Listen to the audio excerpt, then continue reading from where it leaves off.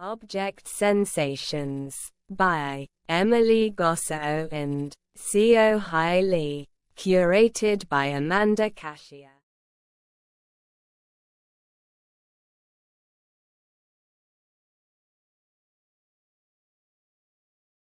Okay, so hi everyone. My name is Sean Lee. I'm the director of programming here at Tangled.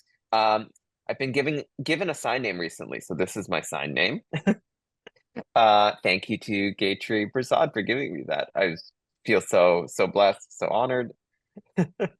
Um, I'd like to start with a quick self-description. I'm somebody who is male presenting. I use he and they pronouns. I'm East Asian Chinese with relatively light skin. I'm also somebody who's visibly disabled. So my back curves, my shoulders aren't even, and if we were meeting in person, you'd probably notice I'm quite short of stature. I am wearing these like steampunk circle glasses. It's kind of where my sign name originated from, I think. So they're these like steampunk glasses. They're brown circle frames with these like gold rims that float on the inside. I have long dark hair and I'm wearing a black sweater. I'm wearing a blue face mask and I'm at the office of Tangled. So as we gather here today, I want to acknowledge the land that Tangled's based on, and as well acknowledge the historical and ongoing realities that shape our space. So, although this talk is taking place online, I want to recognize that this is a space that is still entwined with the colonial politics and systems of the world. Tekaronto, now known as Toronto, means where there are trees standing in the water in Mohawk. Today, Tekaronto is located on the traditional territories of the Mississaugas of the Credit, the Anishinaabe, the Chippewa, the Haudenosaunee, and the Wendat people's lands. These lands were once part of a much larger system with countless nations whose histories may not have been fully documented. And Tekaronto is now home to a diverse array of First Nations, Inuit, and Métis peoples. And it serves as a meeting ground for the urban indigenous Tekaronto community. Tekaronto is covered under Treaty 13, signed with the Mississaugas of the Credit, and it's under the Williams Treaties, signed with multiple Mississaugas and Chippewa bands. However, we want to remain mindful of the broken covenants and unfulfilled promises made by the Canadian government, and we strive to recognize and rectify these wrongs with the land and with each other. Many of us have arrived here as settlers, immigrants, or newcomers in this generation or generations past. And so we also want to acknowledge those who were brought here involuntarily, particularly as a result of the transatlantic slave trade. And so we honor and pay tribute to the ancestors of African origin and descent. It's important to recognize that in the arts and culture sector here on Turtle Island, the arts have really been something that actively erased, dehumanized, and displaced Indigenous peoples and their stories. And so our work in the arts really needs to be committed to this complex concept of decolonization and understanding how we're accountable for these systematic relationships that we have with one another, and to acknowledge the power we hold when curating the stories of our culture and heritage. And we also strive to ensure that access and decolonization remains deeply entwined, recognizing the interconnected ways colonization has impacted disability. And in the spirit of that access, we want to just also thank and highlight some of our accessibility that's in our space today. This is a digital event, and so, we want you to feel free to be yourselves, to keep your cameras off if you need to come and go as you need. We do have our ASL interpreters, Kelly and Carolyn, so a huge thank you to them. And we have automated captions, which you can turn on in the menu bar in the bottom. And as well, I mentioned earlier that this is a recorded event, and so folks will be able to access this recording afterwards. Finally, just before we begin, and as we resist, I find it necessary that we have to discuss the interconnections of everything. And I want to acknowledge the larger context of the world too, because as we make these land acknowledgements, we commit to deepen our rejection of colonial logics and recognize, and I want to recognize the ongoing genocide that's occurring in Gaza over the last 6 months. We continue to demand a permanent ceasefire and an end to Canada's complicity. And I just want to echo the words of Wanda Nanabush, that colonization, whether in Canada or Palestine, marks a before and after where identity is radically altered by loss.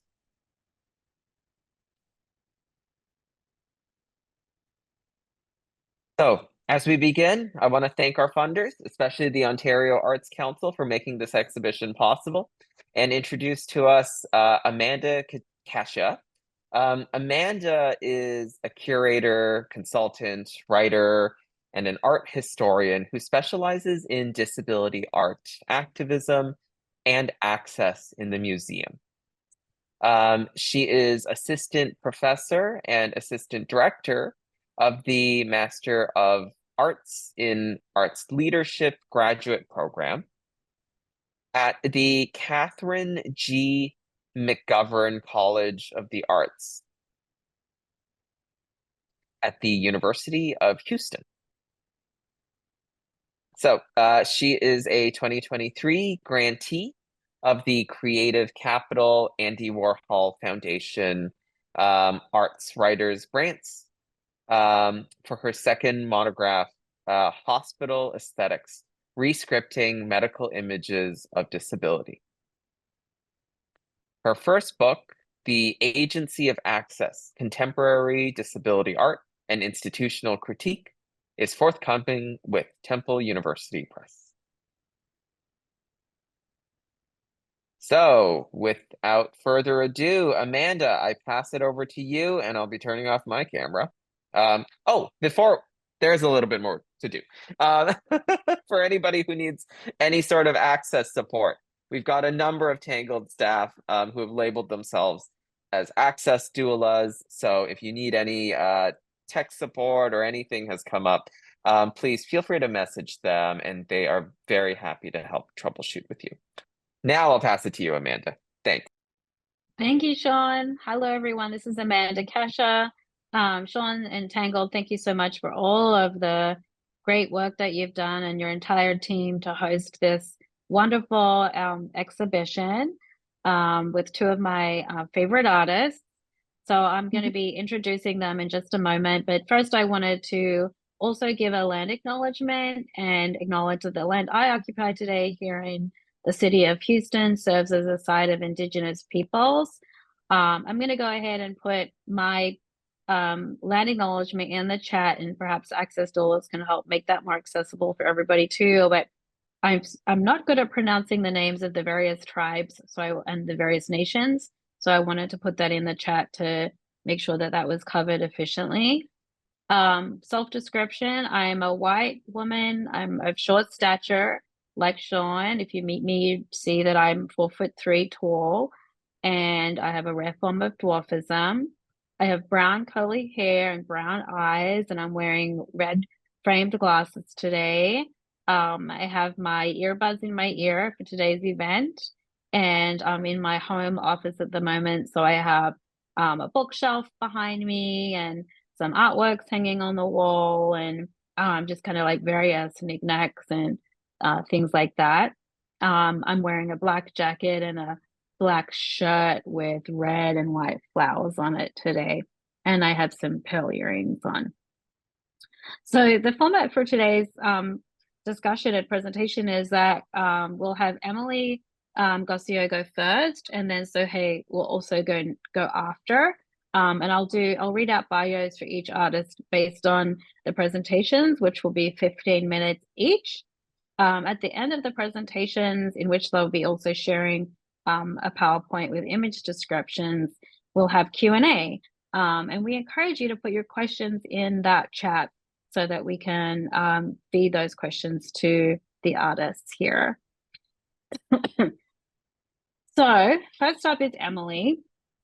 Emilie Gossiaux is a multidisciplinary artist currently based in New York City. Gossiaux received a BFA from the Cooper Union School of Art in 2014 and an MFA in sculpture from Yale School of Art in 2019. Since becoming blind in 2010, Gossiaux's altered experiences in the world has influenced her practice to grow, drawing an inspiration from dreams, memories, and non-visual sensory perception. Emilie has shown her work internationally, including at Sculpture Center, The Shed, MoMA PS1, Museum for Modern Art in Frankfurt, the Wellcome Collection, MoCA Cleveland, and the Queens Museum. She's also participated in the Wave Hill Winter Workspace Residency and is a recipient of the Wynne Newhouse Award, amongst other fellowships and prizes. In addition to her studio practice, Gossiaux has also worked as a museum educator at the Metropolitan Museum of Art, leading multisensory programs, and has given talks on blindness, art, touch, and accessibility at art venues and universities around the world. Okay, over to you, Emilie. Thank you, Amanda. Is my audio on? Yes. Okay. Yes. Okay, thanks. Thank you. I'll give a self-description of myself. I am a woman of Dutch Indonesian descent. I have kind of light tan skin. I have long dark brown hair and blue eyes. I have a nose ring, a gold nose ring in my right nostril, and I have a cochlear implant device in my left ear and a hearing aid in my right ear. Today I am wearing a brown and black plaid flannel dress with buttons and a collar, and I'm sitting in bed with some pillows propped up behind me and a flag on the wall that is the California state flag with a bear on it. So now we can start my slideshow. Can you let me know when it's up?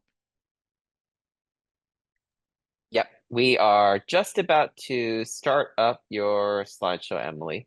Just give Thank us you. one moment.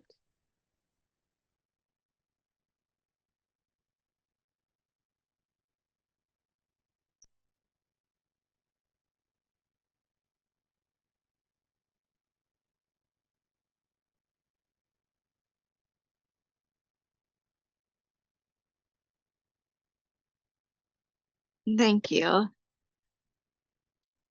Okay. We just need to reset the slides, I think, right, to the beginning. Okay, there we go. Perfect. Take it away, Emily. Okay, thank you. So I'm going to start off with the sculptures that I have in Object Sensations. This first body of work is called, from the series Outer Space, My Dad's Old Tattoo. And the first image is of a sculpture of my dad's bicep that is mounted onto the wall by a white aluminum rod that's attached to the disc, a disc. And then the sculpture is made out of ceramic and is painted a medium tan skin tone with oil paint. And it is of my dad's shoulder that's kind of jutting out from the wall, and then his bicep is slightly flexing, so it's at a 15-degree angle. And on the side of his bicep are the initials ELG, which is kind of like, so I'll describe the process I used to make these sculptures. So I think that will be very helpful. So the ceramic sculptures I made by coil building, and they're hollow, so that when I scratch into the clay body, I engraved my dad's tattoo on his bicep. And the tattoo is ELG, which is his initials, my initials, and my younger sister's initials. And then after I fired the clay, I cast on the inside a black expanding foam, so that when the foam pushed out through the engraving of the tattoo, it manifested the imagery of the tattoo. Now we'll move on to the next image. This image is of another sculpture from the series, of a foot that's standing up on the floor, and this is my dad's left foot. It is also painted a medium tan skin tone, and it is has a white aluminum rod coming out from the top of it, kind of like a bone, like a leg bone, and the foot is cut off at the ankle. And on the inside, you can see that black expanding foam that's very soft, and on the side, on the ankle, is a smiley face tattoo. So this piece is called Outer Space, my dad's old tattoo, Smiley Foot. And the tattoo on his ankle is of a weird looking smiley face, which is a stick and poke tattoo that he gave to himself while he was serving in the military back in the 70s. And so the smiley face has like 2 dots for eyes, weird eyebrows, and a pointy nose, and a little funny smiley smile. So we'll move on to the next image. This is another outer space tattoo called Outer Space, my dad's old tattoo, Smiley Ankle. And it is a ceramic sculpture resting on a shelf that has memory foam padding lined on top of it, and the sculpture is resting on the memory foam pad. It is a 3-inch by 3-inch by 3-inch kind of cube, and there is a just like a ankle bone sort of jutting out from it that has a smiley face tattoo. So this tattoo is significant to me and to my younger sister because we both share the same tattoo of this smiley face on our ankles. And so I guess, well, I made this body of work in 2019, and I wanted to explore this idea of memory and familial ties and tactility to make the tattoo sculptures tactile for me. So they're kind of like tangible memories of tattoos that I share with my dad, my sister, and that we also share the same initials, ELG. So we'll move along to the next image. These are 5 drawings hanging on the wall. All the drawings are on cream colored paper. They're 17.5 inches tall and 23 inches wide. And I color them using Crayola crayons, and I draw with them using ballpoint pen. So drawing is a very significant part of my practice. I tend to draw my ideas for my sculptures before I start them. So from left to right is the drawing of my dad's tattoo on his forearm of a crucifix, and then also in that drawing is my dad's tattoo of a smiley face on his ankle. Now the drawing next to that is called my dad's Rita Peck. So this drawing is of my dad's pec that has a nipple, his left pec, with a nipple, and then on the tattoo is of a rose, like a line drawing of a rose, and underneath the rose is a scroll, and on the scroll is the name Rita, R-I-T-A, in all capital letters. And this drawing is a kind of a commemoration or memory of my dad's mother, who passed away when he was only 18 years old. And he got this tattoo after she passed away. Now the drawing after that on the wall is my sister's hot pepper tipped. So my sister has a tattoo of a chili pepper on her left breast, and that is on one part of the drawing, and then on the other part of the same drawing is my sister's other tattoo of a swirl on her left ear. Then the drawing on the wall after that one is of my dad's bicep with the ELG tattoo on it. And the drawing after that is of my own tattoo of my inner arm that has a butterfly on it. Okay, so now we'll go on to the next image. The next slide is of a body of work that I call ELG, Familial Archives. And these sculptures, they're 3D prints of my original sculptures from this series. And on the wall, they're all resting on a table that has a memory foam pad lined on it. Yeah, and then we'll move on to the next slide. So am I doing okay on time? Yes, you have 4 minutes left. Okay, thank you. All right, so I took 4 sculptures from this series, ELZ Familial Archives, that I had made in 2020, so the year after my outer space tattoo sculptures.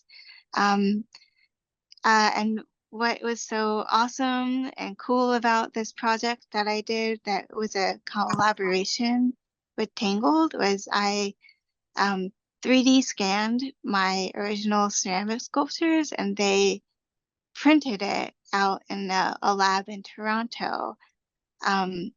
And I have to say, they turned out fabulous. They look amazing, and I can't wait to hold them and hold them when they come back to me. So I just want to say thank you to Jet and Sean and everyone who worked on this project with me. So this image is of the 3D print of my dad's pec with the rose tattoo.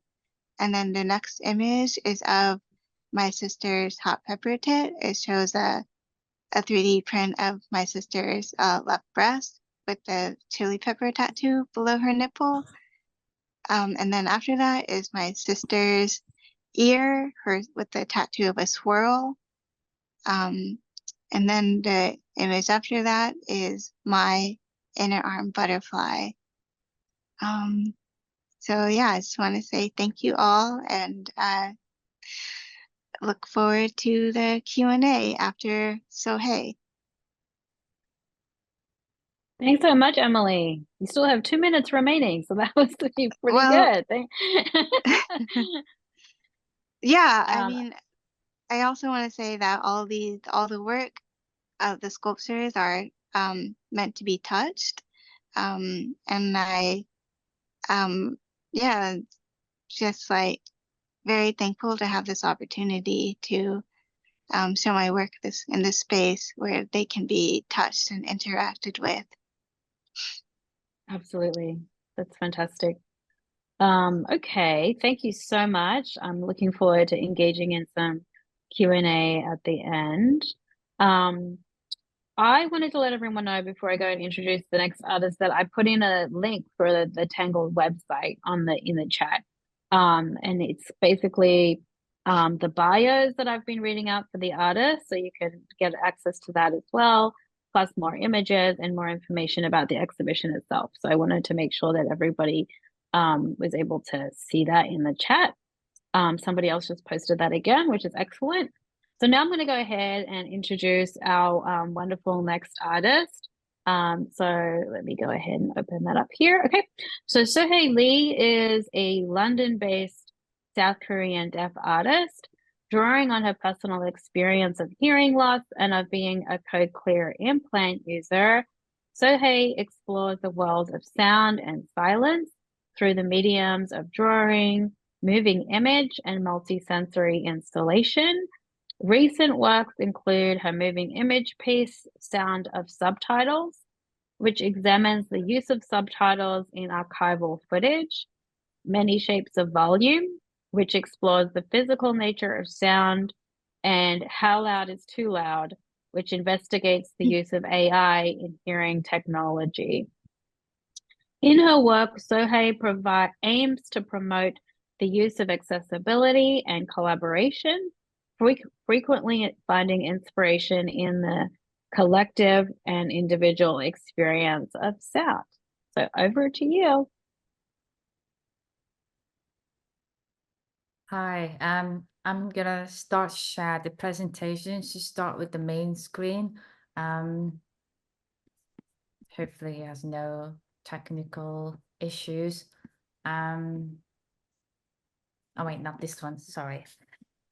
It was the other one I was trying to. Excellent.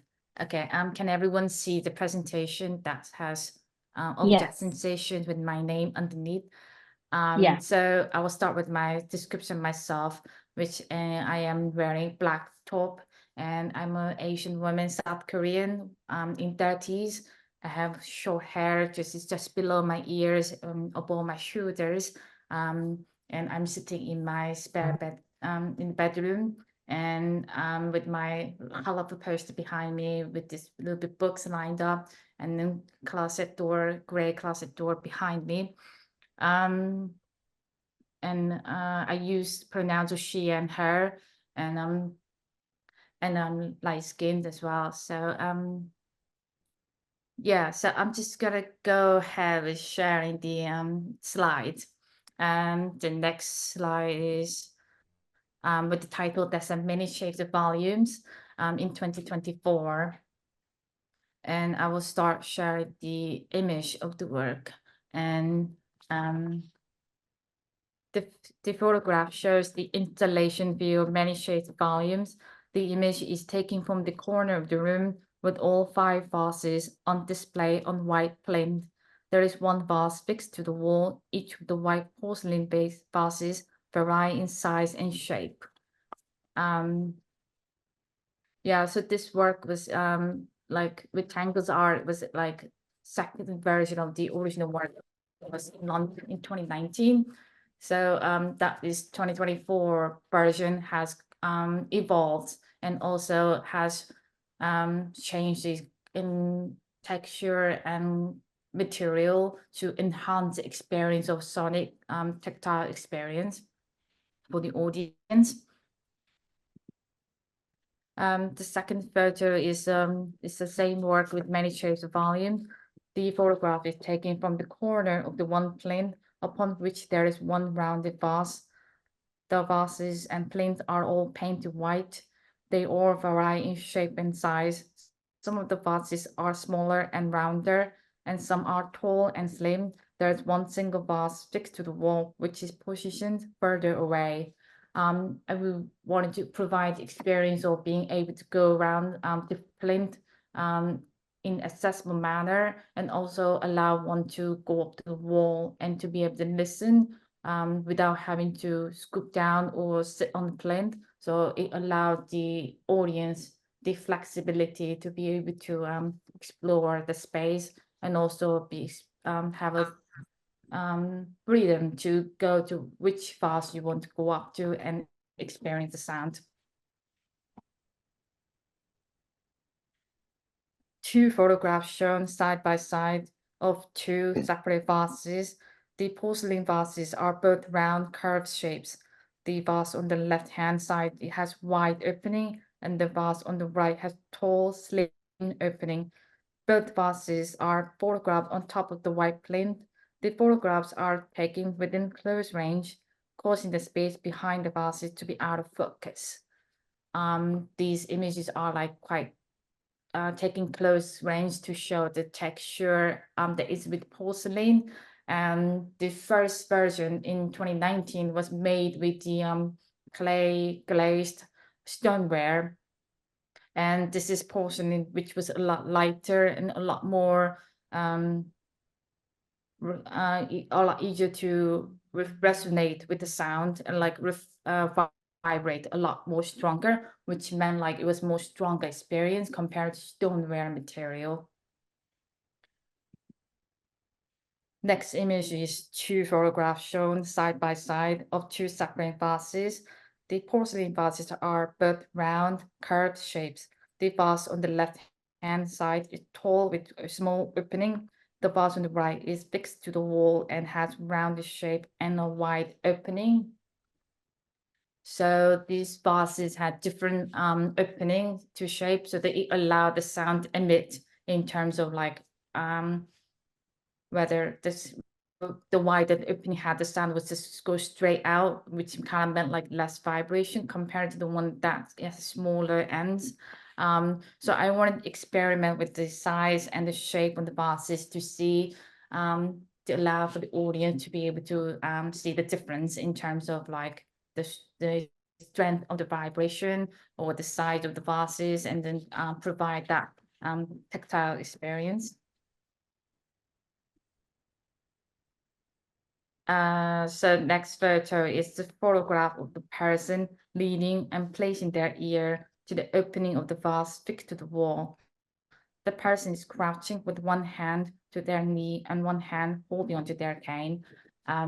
So this version was a lot more flexible and changed from the previous version, because the previous version was not accessible orientated gallery space. So it was only I was allowed to put only on the wall on the plinth, but this Tangle's gallery space has provided me amazing opportunity to explore the space and truly be able to decide where you want them. And I didn't even think about how it was possible to put on the wall and without having to and this is really great to be able to see this happen and like properly fixed onto the wall and allowed one to just go up to it. And I think that was really nice to like see the change in the formation of the vases, and also show how the work can be shown in flexible manner. And yeah, so I think that was really amazing opportunity to kind of like think about how the space can change and how my work adapts to the space. I haven't mentioned about the size of the vases. So tallest vase out of all seven vases that spread across the space, the tallest one is about 30 centimeters tall, and the shortest one is about 14 centimeters, and the diameter kind of is wide and small. The smallest diameter is about 9 centimeters. So this work is made with porcelain material, which I explained earlier. That is because to the choice that it being most vibration tactile material, the best one to vibrate with the sound, and also lighter. And we also apply the sealant on top of the vases, which allowed people to be able to touch without leaving the mark, which is something I haven't thought of before. So it was really nice opportunity to experiment with the vase itself, and these speakers within the place within the vases that emit the sound and vibration were done with the help from David Bouvier from VibraFusionLab, VibraFusion, VibraFusionLab, and also Leslie Crum and David Monihan, who helped me with the create ceramicist. And I will put the name here later. You can see the names on the interview and also website. So they have been amazing collaborators to create this work. And also they have sent the samples across the ocean to London, and I was able to receive the samples, decide materials, and it was excellent choice to decide with porcelain because it came out really beautiful, and the textures is looks wonderful. And it's a nice surprise because it looks really fragile. It looks something that is so you're not supposed to touch, but it's a nice surprise that to allow to remind the audience that you can touch it without having to worry about leaving the mark on it, and just incredible. The last photo is a photograph of the person seated on a low plane and placing their hands on one of the vases on display to feel vibration from the sound within the vase. The person is also placing their ear to the opening of the vase as though listening for the sound emitting. In the background of the image, another vase on the white plane is visible but slightly out of focus.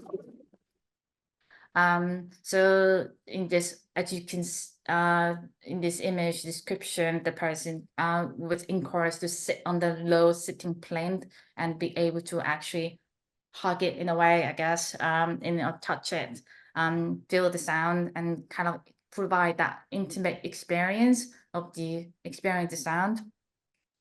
Yeah, so I think it was really great to be able to work with Tangled and to able to like provide the experience I really want to like focus on, and whilst providing minimalist look. And it's still so rich in multi-sensory experience. So this version work with 7 buses plus 1, I believe, in the access purpose, where you'll be allowed to go up to the docent desk to be able to experience bus without having to sit on plane or without having to go to wall. So which is really nice access components I had on the side. And yeah, so it's like much more evolved and much more developed in terms of experience. I think as an artist, I think I really enjoyed the idea of like being able to like not so fixated into the original work itself because the space given, but the idea that the work is always evolves, and also the work is the space within the work, how it can be adapted to provide a much more richer experience for the visitors. I think that's the end of the slide, and I'm still got like 4 minutes left, I think. So I'm just gonna add, I think this is, I provide I was reading the audio description in here so that I don't get lost with these images. Also, I was thinking about the shape of the vases and like trying to have multiple different shapes and with different size ends and different diameters, and try to differentiate from the one to another. And yeah, and I think this experience work with tangles, which like has been like maybe think about access much more and much more like experience wise for the old visitor. And I think it was really nice to like have a plenty of time to prepare for this exhibition, and just been incredible to work with the local ceramicist in Canada and actually like, you know, take time and also communicate enough so that it's exactly what I want and to be delivered in the exhibition in the way I wanted. So I'm really grateful for that, like how it turned out and looks really wonderful. Yeah, so I think that's what I wanted to say. Thank you so much for everything, and yeah, thank you for Amanda to curating this really cool show. Also getting to know Emilie as well, and then really loved really reading about Emilie's work. So Great. Thank you so much to both of you. That was excellent. So now we have like reached the Q&A portion of the event. We have about 10 to 12 minutes or so to hear from all of you if anyone has a question, and feel free to jump in with a question or type something into the chat. But in the meantime, while we're waiting for questions or comments to come through, I thought I would quickly offer a question. So if you all go to visit the website, the link for the Tangled website, you'll notice that there is actually an interview that I staged with each of the artists, and some of the questions in that interview I thought I could kind of talk about a little bit here as well, for those of you that may not have had a chance to read through all of the interview. But one of the main questions I asked each of the artists, which I'll ask them both again now, is, you know, this ideal that we, and at least for me as a curator, it's always been important to introduce tactility and multisensoriality into all the exhibitions that I curate as part of my work as a curatorial activist. And so I was attracted to both of these artists when putting them together because, well, A, they're working with objects and sculptures in different ways, and B, they're making work that does provoke that, like tactility and sound, and you know, the primary sense of vision is kind of not so important in this exhibition, and clearly the work is still beautiful to look at, but there's other aspects of the work too that I really wanted to draw out. And so the question that I had asked, Sean put the link in there for the interviews. Thank you, Sean. Was, you know, how do you think that your work extends the parameters more broadly for what it means to engage in the senses? So that is the question that I had for both of you. And then I see that Heidi has a question as well, so we can talk about that in a little bit. So do either of you want to kind of speak to that? I can repeat it again, but like, how do you feel like your work individually, each of you, extends the parameters of what it means to engage in the senses in the museum, especially?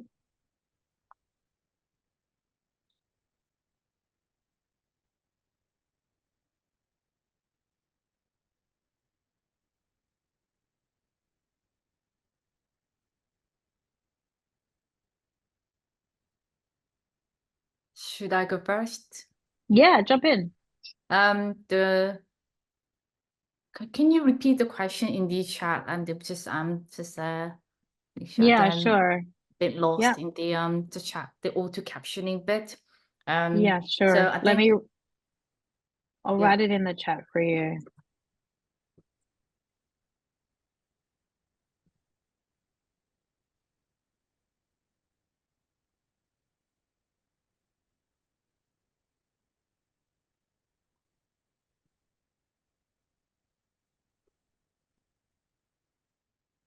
So I put in the chat here, how does your work expand the senses within the museum?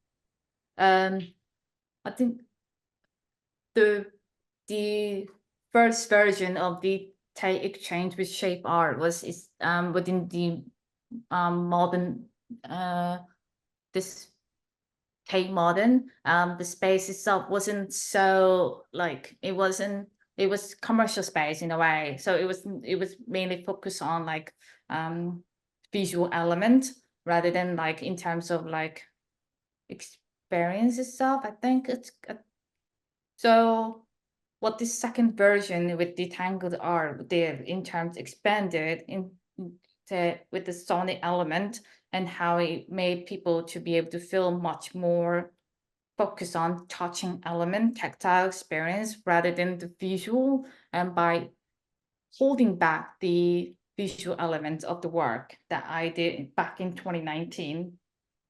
So this, I think by focusing on sonic and the tactile experience of the work in the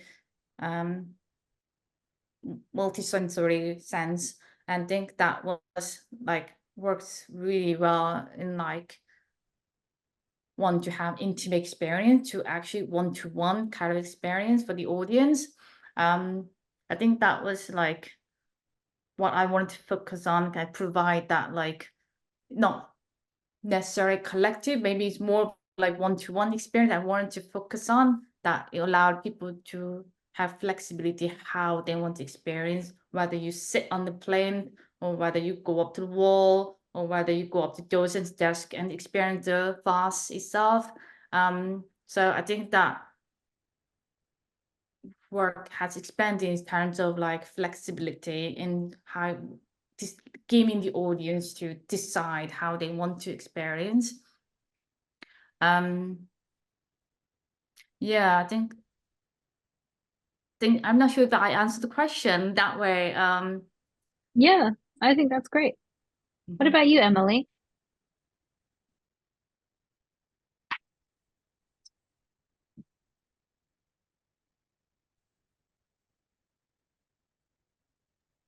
Oh, Emily, you're just on mute. Ah, Sorry. thank you, Sean. Thank you. Can you hear me now? Yes. Okay, great. Thanks, Amanda. Thanks, Seo Hye, for that question and answer. Well, so like this work that I'm showing is the first time that my audience has been able to touch these sculptures. And so when I showed them originally, my outer space tattoos at my Yale thesis show in 2019, people could only look at it, and which was fine, you know, but a lot of people really missed the fact that the expanding foam that was cast inside the ceramic vessels were actually really soft and pliable, and because they said that it looks like it's cast with concrete or plaster. And then so my ELZ Familial Archive series was shown at Sculpture Center here in New York City in 2020. And those were also not, you know, accessible for people to touch, just because of the, you know, the museums, you know, not having enough staff to watch or to safeguard the work, so no one could pick it up or take it away, or accidentally break it. But I have learned a lot from working and collaborating with Tangled and talking to Amanda about you know, access and touch in galleries and museums and what is you know, what can be done. And I've also learned a lot from my experience with my solo show that just came down at the Queens Museum, Otherworlding, where I was able to talk about, I actually led 2 touch tours for that show, and I also worked with the museum, the curator there, to make like a tactile table, so that some elements of my installation in that show would be on view as like permanent like touch objects. So like I had some flowers that I made part of the installation and some leaves of trees that I made as part of the installation to be available to touch. Just because touching art and sculptures like in galleries and museums is always so, you know, people just do what they want to do. and they go up and touch the work, but I wanted to make that space available, for my audience, for people who are really curious. And I think that is also a really wonderful way to engage with the work because it makes it more intimate and I think increases, the audience's understanding of like the process and the artist's hand and what went into making the work. That's excellent. Is there anyone that has any additional questions at this time? Somebody wrote here, actually Heidi said here, question from the chat. What's the link and the connection and the theme between the two artists? I think I might have explained like earlier that, because both of them are literally making objects that provoke different kinds of sensations and the sensorium, that was what I was interested in. But I'm kind of curious to hear from the artists themselves of like how, like learning about each other's works, how you might have, seen some similarities, but also some differences. Do you want me to write that into the chat as well? The question? No, I think I got in the auto You got it? caption. Yeah. Okay, great.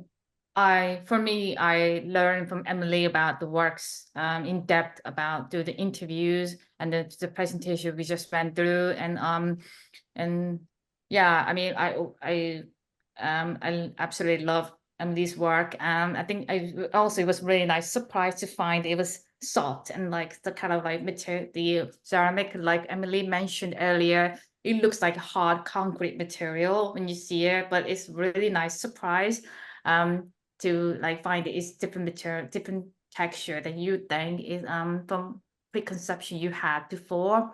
I guess in that way, my work is also kind of similar in terms of it's a nice surprise to know you're allowed to touch it. Like, in the museum setting, gallery setting, you would think you're not allowed to touch, especially ceramic related materials because it's known to be so fragile.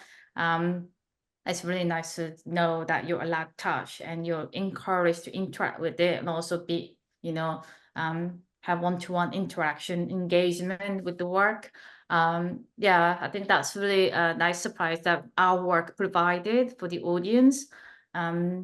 Yeah, I think that's what I can think of right now. In terms of similarity. Thank you, Seo Hye. I also love reading and learning about your body of work through the interview with Amanda and on the blog, the Akimbo blog. I love that both of our work, we both work with ceramics and vessels. My pieces are vessels for tattoo and your pieces are vessels for sound. And, I love that material quality of the porcelain. I can imagine it's really smooth and soft to touch also. And I, as a hard of hearing person myself, I also really appreciate the aesthetics of like the tactility of sound. And I also loved imagining like the intimacy you create with your objects with, sound and vibration and, I imagined some of the porcelain objects sort of like wiggling around, from the vibrations. So it's just really so much fun to imagine your work. And I hope that your work will travel to New York City so I can experience it in person. So. Yeah, I hope so too. Yeah, I hope I get to visit New York and experience your work as well. So, yeah, thank you. Yeah, that's like, I really enjoy what both of you said about each other's work and also just like really drawing out more nuance to those similarities, which was really beautiful. There's another question in the chat. We're going to be going over a little bit over time if that is okay with everybody. So the question here says, thanks for sharing your work and your processes. I wanted to ask if you both have noticed any differences on how your work is received and interacted with in disability art spaces and other art spaces that don't have that perspective, which I think is a really, really good question. So do you notice any like differences? Like Tangled clearly is a space dedicated to art and disability. So when people maybe responding in that space might be different to a space that's less familiar with disability arts. And Sean might be able to jump in and respond to that question too. But let's hear from the artists first. Emilie, do you want to go first? Yeah. Sure. Yeah, like I said, you know, when I presented my work at Sculpture Center, or I had, you know, some other pieces that I imagined would be you know, interacted with, or the audience could touch like pieces of it.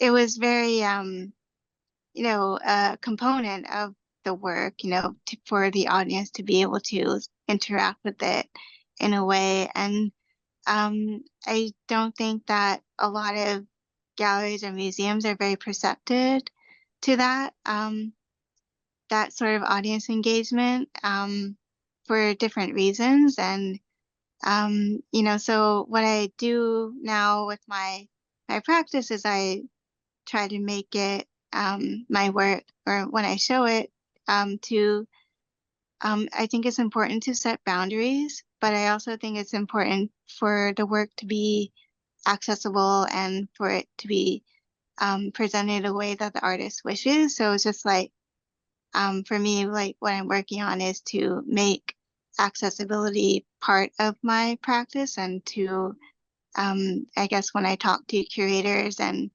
you know, museum workers, I try to, make it a focal point, I guess, from the top bottom, to say like, this is how I plan to show my work, and these are the, touch programs, or, audience, like the artist talk that I want to do, that's involved with the show. Yes, your turn, Seo Hye. Yeah. Yeah, I agree with Emilie, because I think it's really important to have conversation with the curator and the museum, and in terms of like what you have as a priority for the engagement of the audience. Yeah, so I think for me, I don't only make ceramic work, but I also do like sound work and moving images. I think it's also when you show other type of work, I think it's really important for me to talk about access elements, in terms of like whether can you provide online transcript, or whether you want to make it audio description, or like having different versions of the work to make it readily available. Yeah, so I think it's also important for the to kind of like to let the museum know that it's absolutely okay to touch my work, because that's what it's meant to be. I think it's just because it's so easy to like assume that this ceramic piece is being like such a fragile material, thinking that it's just something that you shouldn't touch in the first place. So I think that's yeah, I think that's really nice surprise. Also, that's one of the main components of the work itself. So, and also not just about touching tactile experience, but also being able to access on different levels, on the different size plane, and also the placement on these within the space of the work. So there's a lot of elements to be discussed to make sure that happens in the way you want. And also it's about educating as well, I think, educating the people who are not familiar, don't have that perspective about disability access. So I think it's good to talk about it, for having that open conversation about it. Mm-hmm. Go ahead, Sean. This is Sean. I'm just going to add myself. Oops, whoops. I replaced the spotlight instead of adding myself. Sorry about that, everyone. Well, I've got the big screen. So one thing that just building off of what everyone said and the question, because I find it really interesting, this idea of like, you know, how works are received in disability art spaces versus, you know, perhaps non-disabled art spaces.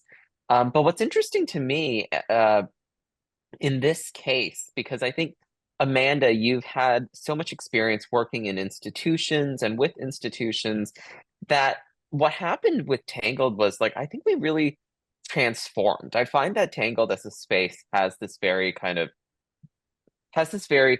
chameleon spirit, which shifts between kind of more community oriented exhibitions and space that's more community oriented versus spaces that, take on a more like quote unquote like a formal curatorial way of exhibiting. And so for me, what's funny was like this show took on that sort of more formal curated exhibition. And so the folks who came to visit, I think, had the same sort of reaction that some other folks might in a non-disabled space, which was like, oh, can I touch the work? And like, oh, like this is great that we're able to engage with it in these different ways.